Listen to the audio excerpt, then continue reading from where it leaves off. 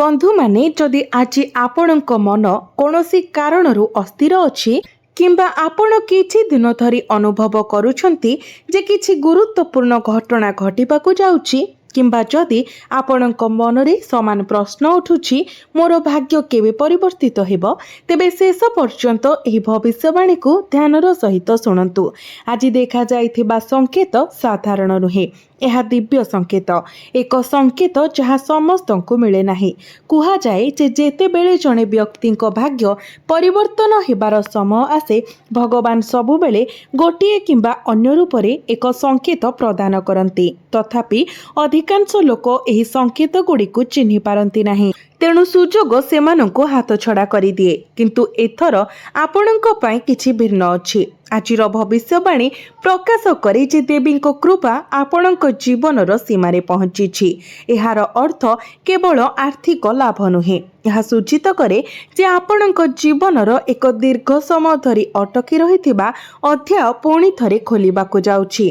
किंतु ता पूर्वरु एही गुरुत्वपूर्ण कथाटी विचार करंतु। समस्ते विश्वास करती जे भाग्य केवल कठिन परिश्रम द्वारा परिवर्तन हुए, जदिओ कठिन परिश्रम अत्यावश्यक, सफलता छोट स्तर रे मध्य समय सठिक नहेबा पर्यंत अपरिष्कार रही थाए। तथापि जेतेबेले समयर गति परिवर्तन हुए, जड़े व्यक्ति जहाको अन्य माने पूर्वरु साधारण बोली मने करुथिले हठात उच्च उच्चता को उड़ी पारंती। तो आपणक पई आपण वर्तमान सह्य करिथिबा समस्या, अपमान एवं निद्राहीन रातिर चिंतार अंत हेबार समय आसीछि। ग्रह मानकर गति सूचाई दिए जे आपणक जीवन रे एक द्वार खोलिबाकू जाउछि जहा आपण केबे कल्पना मध्य करि नथिले। आपण हुए तो वर्तमान कोनसी मंदिर दर्शन करने को इच्छा अनुभव करिथिबे, किंबा हुए तो कोनसी देवी नाम कोनसी स्पष्ट कारण बिना मने पड़ुथिबो। आपण हुए तो कोनसी युवती, वृद्धा महिला किंबा अपरिचित व्यक्ति को सहाय्य करने विषय चिंता करुथिबे। एगुड़िक कोनसी साधारण घटना नुहे, एगुड़िक आपणक जीवन रे से दिव्य शक्ति सक्रिय हेबार लक्षण। मु परवर्ती समय जहा कहिबाकू जाउछि ताहा प्रकृत रे विशेष। शास्त्र रे वर्ष वर्ष धरी संघर्ष करुथुबा जने गरीब व्यक्ति विषय एक कथा अछि। तांको पाखरे ना धन थिला, ना सम्मान, ना तांकर कोनसी समर्थन थिला। गोटे सकाळे जने वृद्धा महिला तांको द्वार रे पहुंची केवल पानी मागिले। द्वितीय थर चिंता न करी से व्यक्ति तांको तांकर शेष अवशिष्ट पात्ररू पानी देइथिले। महिला जनक हसी हसी किछि न कहि चाली गले। किछि दिन मध्यरे तांको जीवन रे एपरि सुजोग देखातिबा आरंभ हैला जहा से केबे कल्पना मध्य करि नथिले। तांकर व्यवसाय बढ़िला, से सम्मान पाइले, तांकर परिवार को खुशी फेरी आसिला एवं लोक माने मंतव्य देले जे तांकर भाग्य हठात बदली गला। परे जणे ऋषि तांको प्रकाश कले जे से कोनसी साधारण महिला नथिले एवं स्वयं देवीଙ୍କ द्वारा ताहा एक परीक्षा थिला। जे करुणा देखाइथिले तांको पई भाग्यर द्वार खोली गला। तो आपणଙ୍କ पई एहा एक कहानी नुहे, एहा सूचित करे जे जेते बेले देवी कहार जीवन रे प्रवेश करती से तांकर कृपा प्रदान करिबा पूर्वरु प्रथमे सेमानंको परीक्षा करती। एहा व्याख्या करे जे वर्तमान दिन रे आपण एपरि लोकंको सहित काहेकि सम्मुखीन होइथिबे जेउ माने आपणंको परीक्षा करती। केही जणे जे आपणंको विश्वास भांगिथिले, केही जणे जे आपणंको अपमान करिथिले, किंबा केही जणे जे आपणंक दयारु अनुचित सुजोग नैथिले। आपण भाबिथिले जे एहा आपणंक सहित काहेकि घटुछि, किंतु सत्य भिन्न। कष्टकर समय देवी आपणंक हृदयर अवस्था देखुथिले। आपण कोन क्रोधरे सब किछि परित्याग करिवे ना आपण धैर्य धरिवे, एही संकेत को अणदेखा करंतु नाही। आगामी दिन रे आपण आपणक घरर मुख्य प्रवेश द्वार सहित जड़ित एक विशेष संकेत पाइबे। एही संकेत समस्तंक पई भिन्न भिन्न भाबरे प्रकाश पाइबो। जणे शुभ अतिथि अप्रत्याशित भाबरे आसी पारंती, केही सकाळु शीघ्र शुभ खबर पाई पारंती, अन्य जणे पुरुणा परिचित व्यक्तिंक ठारू वार्ता पाई पारंती, किंबा केही हठात एपरि सुजोग पाई पारंती जाहाको सेमाने पूर्वरु असंभव बोली भाबुछंती। सेही मुहूर्त रे आपणकर भाग्य परिवर्तन हेबा आरंभ हेबो। किंतु मने रखंतु भाग्य राताराति परिवर्तन हुए नाही। प्रथमे संकेत आसे, तापरे पथ खोली जाए, सुजोग पछकु जाए एवं शेषरे सफलता आपणक जीवनर एक अंश होई जाए। तो आपणक पई आपणकर सबुठारु बड़ प्रतिबंधक शत्रु नहे, एहा हेउची अतीतर विफलता द्वारा आपणक भितरे सृष्टि होइथिबा भय। देवी प्रथमे सेई भयकु दूर करिबाकु जाउछंती। आपण हठात एक कार्य आरंभ करने साहस पाइबे जहाँ आपण मास मास धरी स्थगित रखिथिले एवं आश्चर्यजनक भावरे सेही स्थानरू आपणक भाग्यर एक नूतन अध्याय प्रकाशित हेब। तथापि एहा पूर्वरु मने रखिबा पई एक गुरुत्वपूर्ण विवरणी अछि। जी आपणको पूर्वरु केबे समर्थन करि नथिले से कोनोसी कारणरू शीघ्र आपणक पाखकु आसीबे। ଏହା ଆପଣଙ୍କର ସ୍ୱଭାବକୁ ପରୀକ୍ଷା କରିବାର ମୁହୂର୍ତ୍ତ ହେବ। ଯଦି ଆପଣ କ୍ରୋଧକୁ ଦୂରେଇ ରଖନ୍ତି ଏବଂ ଧୈର୍ଯ୍ୟବାନ ରୁହନ୍ତି, ତେବେ ଆପଣଙ୍କ ଉପରେ ଦେବୀଙ୍କ କୃପା ବହୁ ଗୁଣ ବୃଦ୍ଧି ପାଇବ। ମନେ ରଖନ୍ତୁ, ଯିଏ ଆପଣଙ୍କର ଭାଗ୍ୟ ପରିବର୍ତ୍ତନ କରେ ସେ ସବୁବେଳେ ରାଜା କିମ୍ବା ଧନୀ ବ୍ୟକ୍ତି ନୁହନ୍ତି। କେତେବେଳେ ଜଣେ ସାଧାରଣ ବ୍ୟକ୍ତି, ଜଣେ ବନ୍ଧୁ, ଜଣେ ବୃଦ୍ଧ, ଜଣେ ମହିଳା କିମ୍ବା ଜଣେ ଅପରିଚିତ ବ୍ୟକ୍ତି ଆପଣଙ୍କ ଜୀବନରେ ଏକ ସୁଯୋଗ ଆଣିଥାଏ ଯାହା ଏହାର ଗତିପଥକୁ ସମ୍ପୂର୍ଣ୍ଣ ପରିବର୍ତ୍ତନ କରିଦିଏ।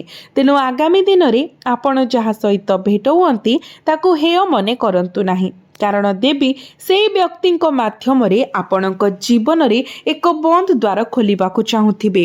ଆପଣଙ୍କ ପାଇଁ ଦେବୀଙ୍କ କୃପା ଆପଣଙ୍କ ଜୀବନରେ ପ୍ରବାହିତ ହେବା ଆରମ୍ଭ କରିବା ମୁହୂର୍ତ୍ତରେ ପରିସ୍ଥିତି ବଦଳିବା ଆରମ୍ଭ ହୁଏ। ତଥାପି ଏହି ପରିବର୍ତ୍ତନ ପ୍ରଥମେ ସବୁବେଳେ ସୁଖଦ ଦେଖାଯାଏ ନାହିଁ। ପ୍ରାୟତଃ ଭାଗ୍ୟ ଭଲ ପାଇଁ ମୋଡ଼ ନେବା ପୂର୍ବରୁ ଏପରି ଘଟଣା ଘଟେ ଯାହା ଚିନ୍ତାର କାରଣ ହୁଏ।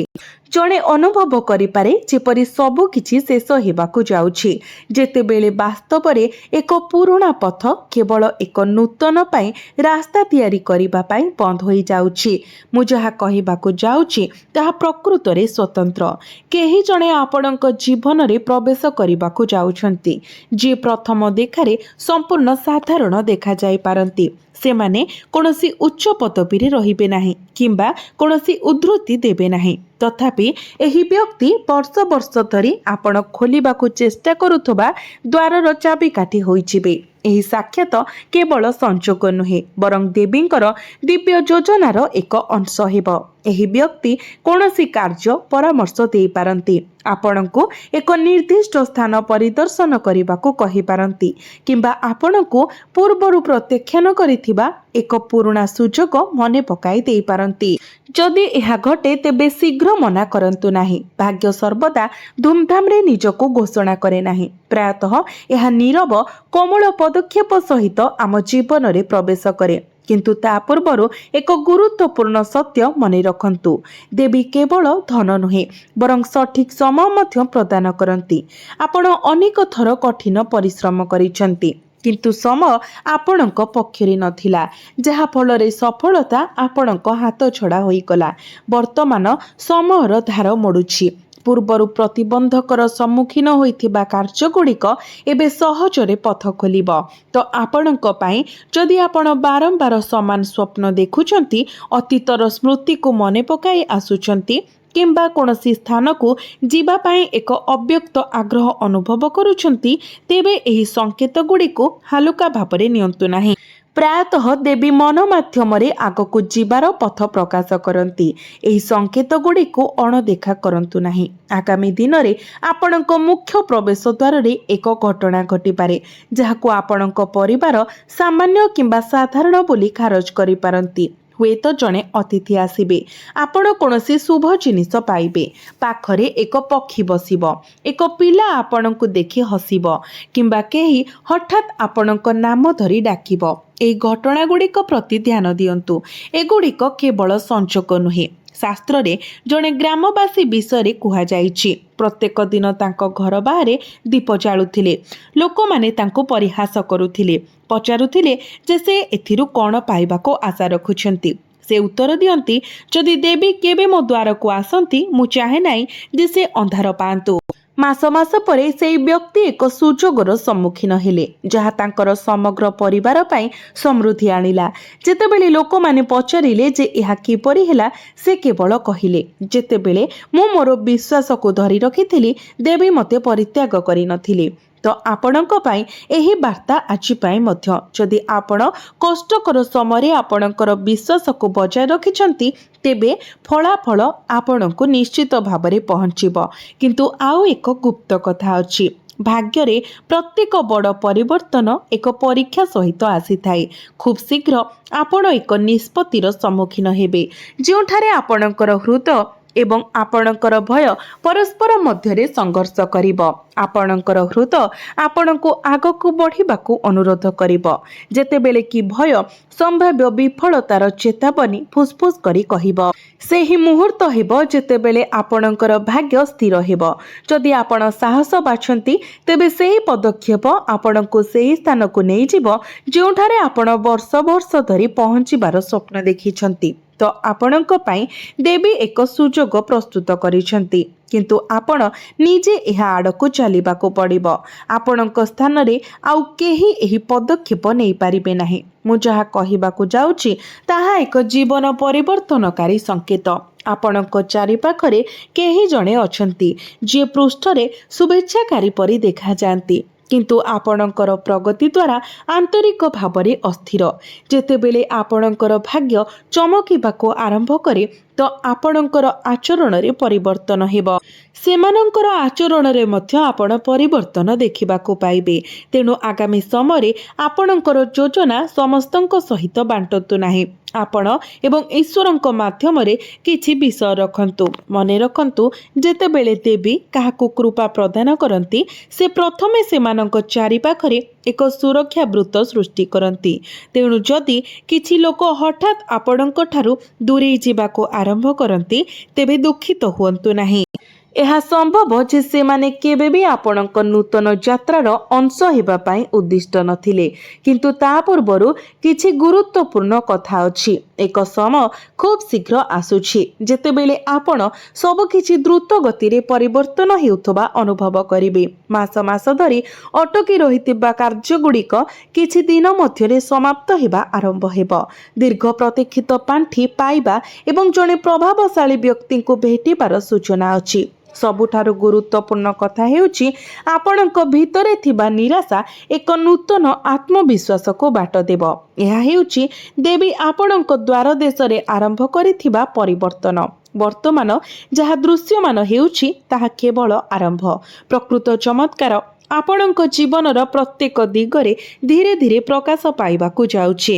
ଯଦି ଆପଣ ଏପର୍ଯ୍ୟନ୍ତ ଏହି ଭବିଷ୍ୟବାଣୀ ଶୁଣୁଛନ୍ତି, ତେବେ ଏହାକୁ କେବଳ ଏକ ସଂଯୋଗ ବୋଲି ଭାବନ୍ତୁ ନାହିଁ, କାରଣ ସମସ୍ତେ ଏହି ବାର୍ତ୍ତା ପାଖରେ ପହଞ୍ଚନ୍ତି ନାହିଁ। ପ୍ରାୟତଃ ଦେବୀ କେବଳ ସେହିମାନଙ୍କୁ ତାଙ୍କର ସଂକେତ ଶୁଣିବାର ସୁଯୋଗ ଦିଅନ୍ତି, ଯେଉଁମାନଙ୍କ ଜୀବନ ପ୍ରକୃତରେ ପରିବର୍ତ୍ତନର ଦ୍ୱାର ଦେଶରେ ଅଛି। ତେଣୁ ଆପଣଙ୍କ ମନକୁ ଶାନ୍ତ ରଖନ୍ତୁ ଏବଂ ବର୍ତ୍ତମାନ ଯାହା କୁହାଯାଇଛି ତାହା ଉପରେ ଧ୍ୟାନ ଦିଅନ୍ତୁ। ବନ୍ଧୁମାନେ, ଭାଗ୍ୟରେ ପରିବର୍ତ୍ତନ କେବଳ ଧନ ଅର୍ଜନ କରିବା ଅର୍ଥ ନୁହେଁ। ପ୍ରାୟତଃ ଦେବୀ ପ୍ରଥମେ ଆପଣଙ୍କ ଜୀବନରୁ ସେହି ଲୋକମାନଙ୍କୁ ଦୂର କରିଦିଅନ୍ତି, ଯେଉଁମାନେ ବର୍ଷ ବର୍ଷ ଧରି ଆପଣଙ୍କ ପ୍ରଗତିରେ ଅଦୃଶ୍ୟ ବାଧା ସୃଷ୍ଟି କରିଥିଲେ। ଏପରି ସମୟରେ ଜଣେ ଅନୁଭବ କରନ୍ତି ଯେପରି ସବୁ କିଛି ଭାଙ୍ଗି ପଡ଼ୁଛି। ତଥାପି ଏହାର କିଛି ସମୟ ପରେ ଜଣେ ଅନୁଭବ କରନ୍ତି ଯେ ଏହା ଏକ ପତନ ନୁହେଁ, ବରଂ ଏକ ନୂତନ ଜୀବନ ପାଇଁ ପ୍ରସ୍ତୁତି ଥିଲା।